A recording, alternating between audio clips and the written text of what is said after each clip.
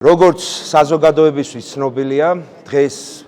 14 დეკემბერს გაიმართა საქართველოს პრეზიდენტის მორიგი არჩევნები, რომელიც ქართული არჩევნების ისტორიაში განსხვავებული და მნიშვნელოვანი არის. იქიდან გამომდინარე, რომ ის არაპირდაპირი გზით იქნა არჩეული საარჩევნო კოლეგიის მიერ, რომელიც 300 კოლეგიის წევრისგან შედგებოდა და ამ შემადგენლობაში თავის მხრივ შედიოდნენ საქართველოს პარლამენტის წევრები, აჭარისა და აფხაზეთის ავტონომიური რესპუბლიკების უმაღლესი საბჭოს წევრები და საკრებულოების წევრები იმ კოტების გათვალისწინებით, რომელიც განსაზღვრული იყო კანონმდებლობისა და ცესკოს შესაბამისი აქტების მიხედვით. აღსანიშნავია ის, რომ 300 კოლეგიის წევრიდან 225-მა მიიღო მონაწილეობა